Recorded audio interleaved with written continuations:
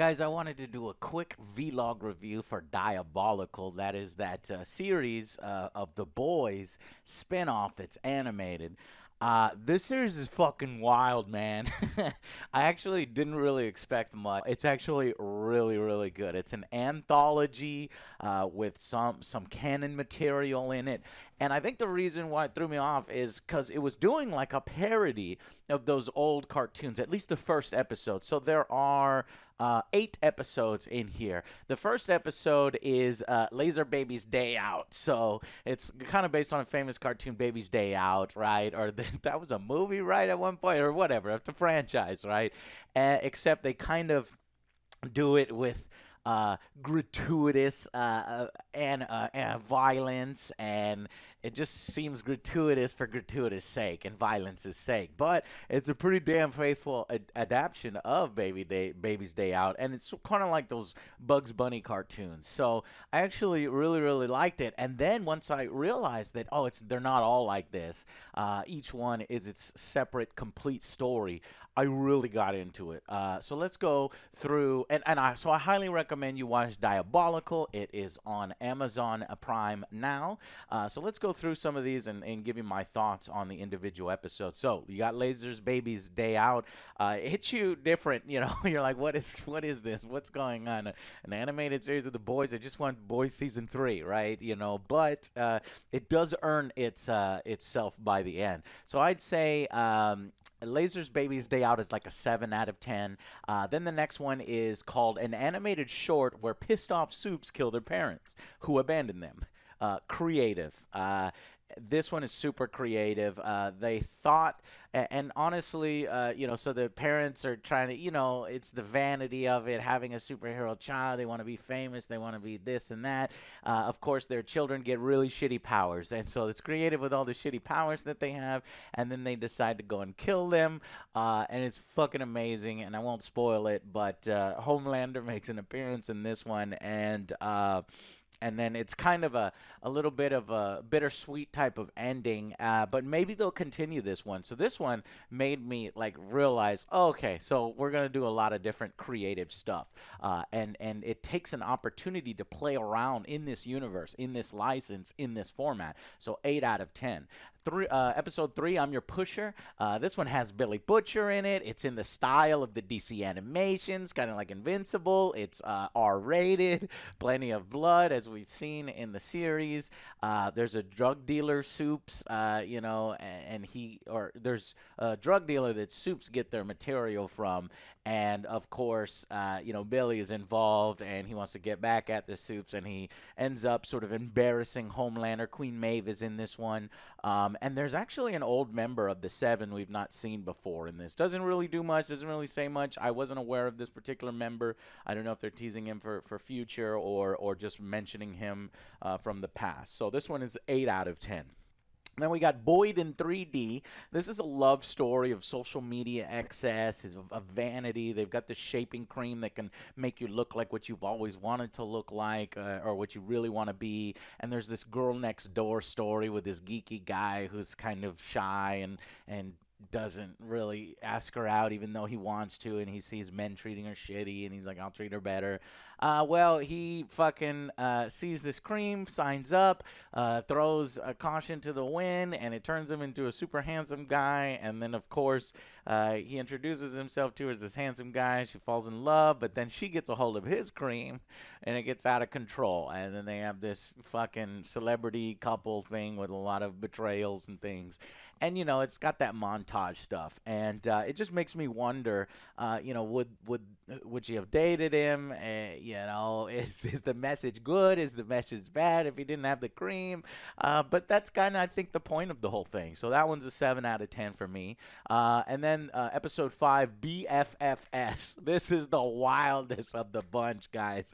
This is when I was like, okay, I really, really like the series.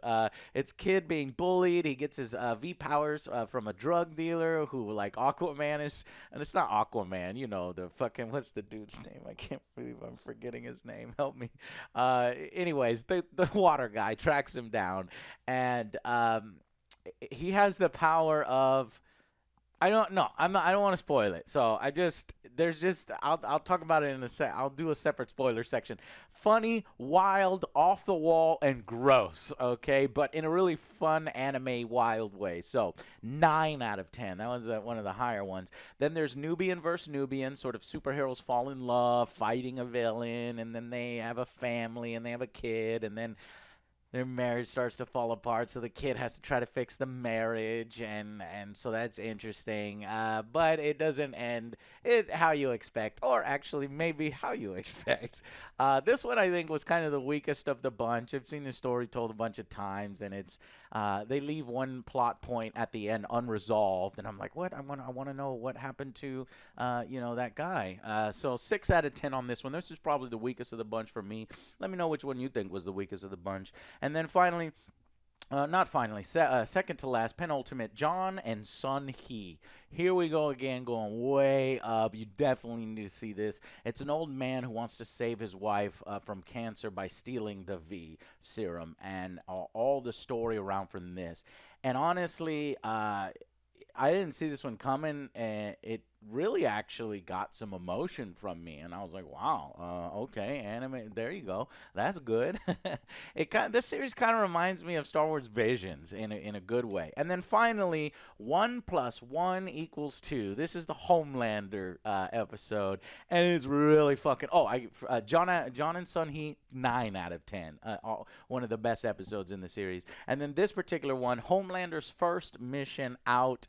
He's got the rivalry with Noir, and you could kind of tell he's trying to be like a Superman, right, at first. But then his side that we all know, his ugly side, comes out, and I won't say anything more, but that is also one of the best episodes in the season. So 9 out of 10 for that.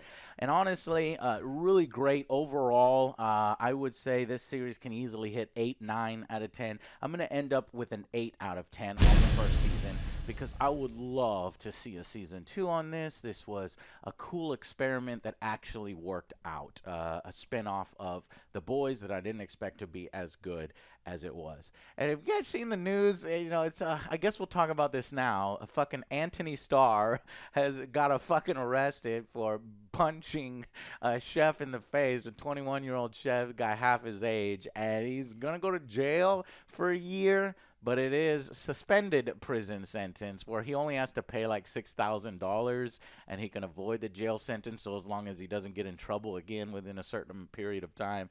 But man, he was saying some fucked up shit, like, you know who I am, that kind of celebrity shit.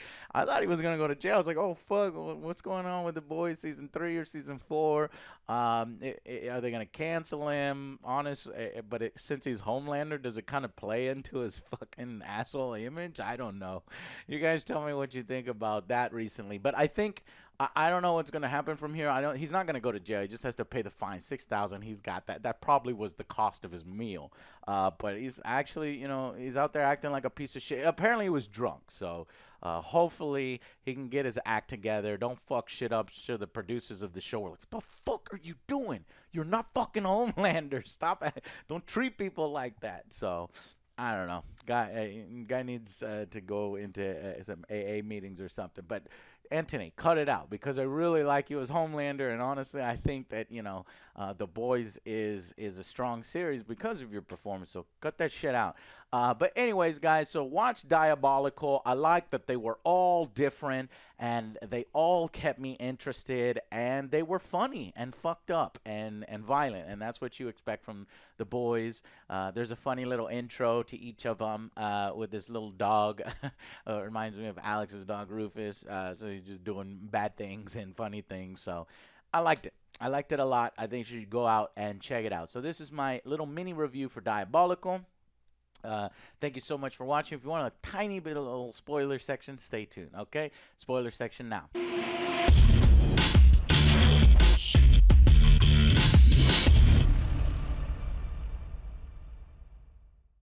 Okay, cool. So, Laser Baby's Day Out was about the baby who's in experiments. He rescues the baby. It's a scientist who feels sorry and then sends SWAT teams. She fucking murders all the SWAT teams, and then they are a family at the end and together. And that's all the hijinks associated with that. And then two, it turns out that all those superheroes that were rejected get revenge on their mother, except for Ghost, who manages to get revenge on her father. I think kills her father, but then Homelander shows up and fucking laser blasts them all, and they all die. And it sucks because I like these like rejects. But Ghost doesn't die because nobody can touch her. She can't touch anything. She can't fucking die. She's Ghost. And she doesn't get to kill her mom yet. So maybe they'll continue that one, maybe in the future, or she's like, I'll get you later. I don't know if they plan to do any more, continue any of these individual ones. If they don't, it's fine. Then Billy Butcher, I'm Your Pusher, is really, really awesome because it's like he gets one of these flying speedster guys who flies to overdose on drugs. So when they're doing this induction to Hall of Fame ceremony, this guy's just flying way too fast and he's on drugs and he's like fucking kills another superhero who's holding up a ring for him to go through, and just all the audience gets blood all over them. And Homelander's a motherfucker, you know. And so that one's a pretty good one and totally appropriate for Billy Butcher. Boyd in 3D. So I would just wanted to say, would she have dated him if he didn't go through his face change and stuff? And then she turns into a kitty cat because she's like loves cats and that's like her thing. So I don't know where the message is in that. It's obviously about vanity and just trying to be your true self. But at the same time, it's like, would she have even given him the chance? I don't know. Well, that's up to the viewer. And then BFFs, what I was hiding is that this person has the power of shit. So he's being bullied, and he actually has the his it takes the V and has a little piece of shit. It comes out of him. And what's the power? Well, the weirdest thing, the little pieces of shit exposes his butthole to him. Yeah, a piece of shit exposes the piece of shit's butthole to him. That's its power. And it was just so off the wall and gross and funny because the Aquaman guy, what is his fucking name?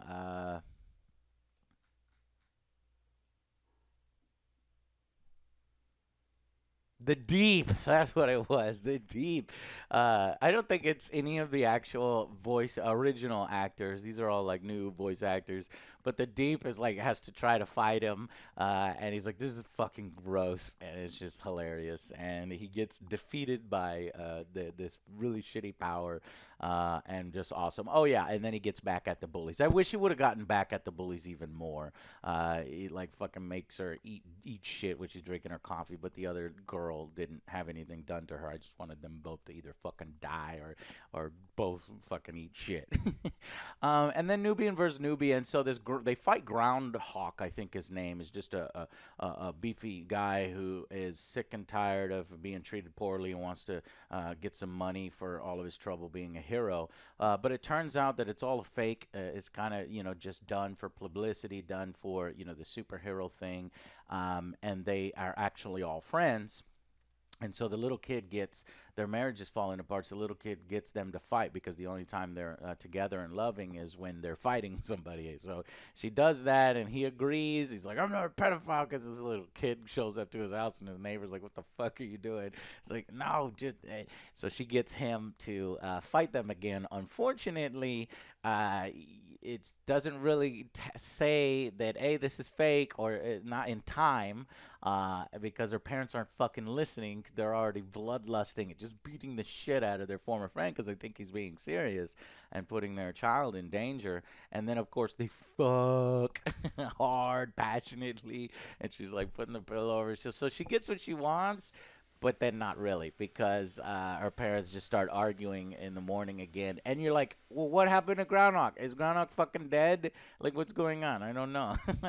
And so that one, I was like, all right, well, I see what you're doing going here. And then John and Son He, man, this one had so much emotion. His wife becomes this powerful monster when after he gives her the V. And this is an old couple, and she's like has the cancer come out of her and become a monster of its own, and it's really really cool.